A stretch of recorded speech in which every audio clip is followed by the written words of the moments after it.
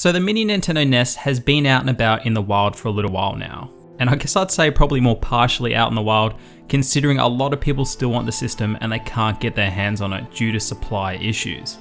And it's been a hot topic of debate for a little while now, whether or not Nintendo are or are not intentionally withholding stock from retailers as some kind of tactic or tool to generate buzz, hype, and create more pre-orders, and in the long run, I guess, sell more units.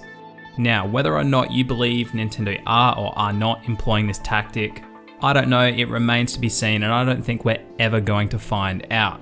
But that's not really what we're going to be talking about today. I more want to focus on what I believe could be possible negative ramifications from this supply issue revolving around the Nintendo NES. And I think a lot of people might think I'm making a mountain out of a molehill, or just creating drama, or kicking up shit for the sake of kicking up shit. However, in my honest opinion, I feel it's worth mentioning and I feel it's worth discussing, so let's get into it. I read an article yesterday about another retailer, and for the life of me, I can't remember the name of the retailer and I can't even find the article. I would link it down below if I could remember, but I'll give you the gist of it anyway, because that's what's important. So basically, this retailer, they had more stock of the Mini Nintendo NESs, and they were doing a promotion. They were trying to hype it up, they were trying to get people excited, they were trying to get people to visit their storefront. And long story short, they ended up cocking it up because they ended up releasing the link to the Mini Nintendo NESs early on Twitter. So the guys that were watching it on Facebook and Instagram, they missed out. They missed the boat. All the Twitter guys jumped in and gobbled up the online shop's supply of Mini Nintendo NESs. And as you could imagine, the Facebook and Instagram users were pissed. And this got me thinking, while yes, this storefront did stuff up the promotion, they wouldn't be in this boat and neither would the buyers if we didn't have a supply issue of the Mini Nintendo NESs. And then I thought into it a little bit more and thought, well, sure, they're angry at the retailers now, but how many people with half a brain will turn that frustration and negativity towards Nintendo? Which personally, I've already seen this happening. Nintendo are already copping backlash from what should have just been a bit of fan service and a bit of fun. And whether they are or are not intentionally withholding stock, it's beside the point because they've created this negativity around it. And more specifically, this is the point I wanted to cover here now regarding the ramifications and the negativity surrounding the Mini Nintendo NES. Nintendo are fresh off the back of a failed console being the Wii U. And then you fast forward a little bit, people were excited about the Mini Nintendo NES and they've cocked it up. Whether they've done it intentionally or they just couldn't meet the demand and the supply due to incompetence, I don't know, but they've stuffed it up and they've created more negative buzz around themselves. And this is what's making me worry about the Nintendo Switch. They've already got this trail of negativity behind them from the Wii U and the Mini Nintendo NES.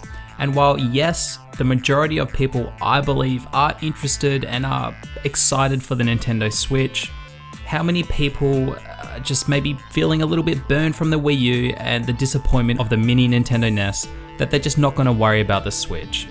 Now it's probably debatable and you could argue how big that percentage is, but when you look at Nintendo and the negativity surrounding their home console space, being the flop that was the Wii U and the big disappointment and supply issues we're having with the Mini Nintendo NES, what issues are we going to see with the launch of the Nintendo Switch? I remember reading a little while ago that Nintendo were approaching the launch of the Switch with caution in regards to how many units they were manufacturing. I believe they said, off the top of my head, it was something like maybe 2 million as opposed to, I think it was 10 million for the Wii U's launch. And straight away that's already setting off alarm bells in my head because there's hype, there's excitement surrounding the Switch. So are we going to see a repeat of the Mini Nintendo NES supply issues with the Nintendo Switch? Are we going to have a case of deja vu? And if we do see the Switch in high demand selling out and we do see supply issues for a long period of time over its launch window, can Nintendo afford that? They're off the back of 2 stuffed up console releases. Can they afford a third one? Especially in their position, where their backs are against the wall, they've struggled to move systems before in the past. Can they afford to tough out a situation where they have, again, disgruntled customers and fans who can't get a Nintendo Switch? Are they putting the Switch's success at risk if they have a rocky start like we've seen with the Mini Nintendo NES? How many people will just give up or get off the hype train because they can't get the Switch within that release period? Now you might think it sounds all a little bit silly saying, oh, you know, how many people are going to give up on the Switch if they can't get it in that release period? But hype plays a big factor in people's purchasing decisions. And if you're disappointed that, you know, you can't get that system within a certain time period of its release, the hype will diminish, it will disappear and dissipate, and you'll move on. And when Nintendo finally play catch up and get their shit together and get enough Nintendo Switch consoles in stock, the hype window's gone. People have moved on. I mean, sure, you're still going to have those dedicated hardcore Nintendo fans that will wait and that will pick up the system eventually.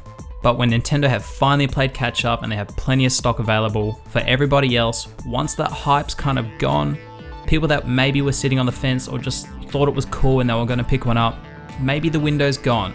And when the numbers start coming back in that the Switch is progressing slower than what it should be, that's when the third-party support will ever so slightly start dwindling and dwindling and dwindling. And when it starts to dwindle, people will not see a reason to go get a Switch because they can't get the games that they want on the system. And I'm sorry Nintendo, but like I've said in previous videos, you're not going to sell a system off the back of your IPs only. That world doesn't exist anymore. Alright guys, thanks for listening to my mountain out of a molehill video. I can see that one coming already.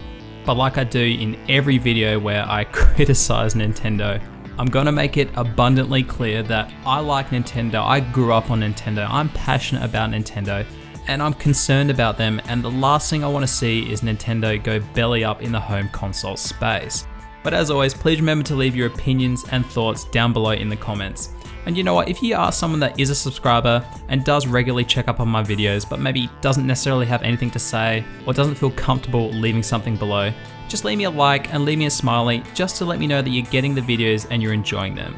As always guys, please remember to rate, comment and subscribe. My name's Sully, this is One Guy's Opinion, and we're gonna talk in the next video.